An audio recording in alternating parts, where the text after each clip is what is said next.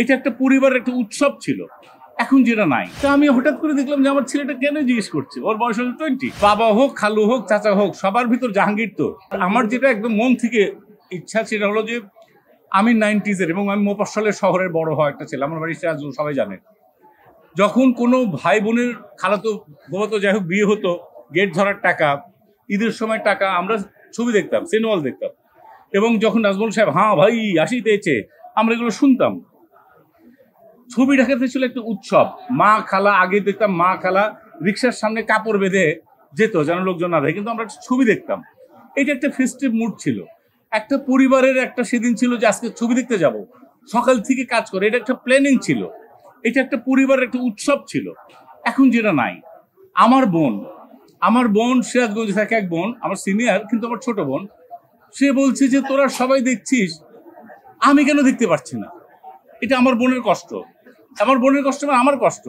সেরকম আমার সিরাজগঞ্জের মতো অনেক শহরে সিনেমা হল নাই, এটা আমার কষ্ট। আমি আপনাদের মাধ্যমে জানাতে চাই, যারা জেলা প্রশাসক আছেন বা এরকম যারা যারা অথরাইজড আছেন, আমি চাই যেরকম একটা করে হাসপাতাল কমপ্লেক্স থাকে শারীরিক স্বাস্থ্যের জন্য, ঠিক সেরকম মানসিক স্বাস্থ্যের জন্য কয়েকটা করে সিনেমা হল থাকা দরকার। তাহলে নেশার থেকে, অন্য হানাহানির থেকে, মব জাস্টিস থেকে দূরে থাকবে। এখন তো আমরা মানুষের ক্ষতি করার চেষ্টা করি ভাই, জোর করে ধরে বলে এটা ওই সময়টা আমরা ভালো কিছু করি। প্রত্যেকটা শহরে যেটা ছিল, এটা তো দোষের কিছু না, একটা ছবি ছিল, এখনো অনেকগুলো আছে। এটার জন্য জেলা প্রশাসন থেকে শুরু করে সব কিছু দরকার। আমার এডুকেশন দরকার, আমার হেলথ দরকার, আমার বিনোদনের জন্য একটা দুটো ছবিও দরকার, থিয়েটারের জন্য থিয়েটার হল দরকার।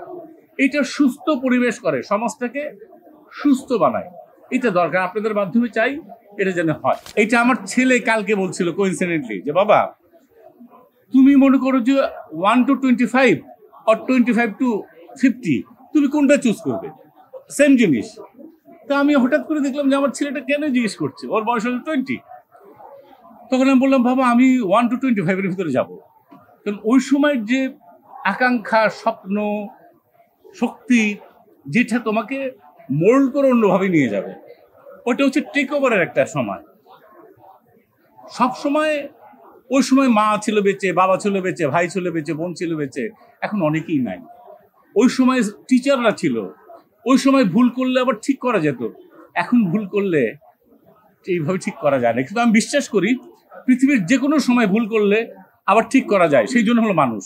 একমাত্র মানুষ কোনো সময় ভুল করে আবার ঠিক করতে পারে, অন্য কেউ পারে না। আল্লাহ পাক আশরাফুল মখলুকাত, আমরা আল্লাহ পাক এই সুযোগটা আমাদের দিয়েছেন। ওই তো বললাম তো, বাবা হোক, খালু হোক, চাচা হোক, সবার ভিতর জাহাঙ্গীর। তো জাহাঙ্গীরের ভুল হয়, জাহাঙ্গীরই ঠিক করতে পারবে। এই জাহাঙ্গীরের কিন্তু ভুল হয়েছে। জাহাঙ্গীর আবার ঠিক করে মেয়েটাকে বলছে বাবা সবকিছু তো নতুন নতুন, আজকে প্রথম পাপ হলো। সে রিয়েলাইজ করেছে। আমরা হয় কি মানুষ হিসাবে আমরা ভুল করব ভাই, আমরা তো ফেরেশতাও না, আমরা শয়তানও না, আমরা মানুষ।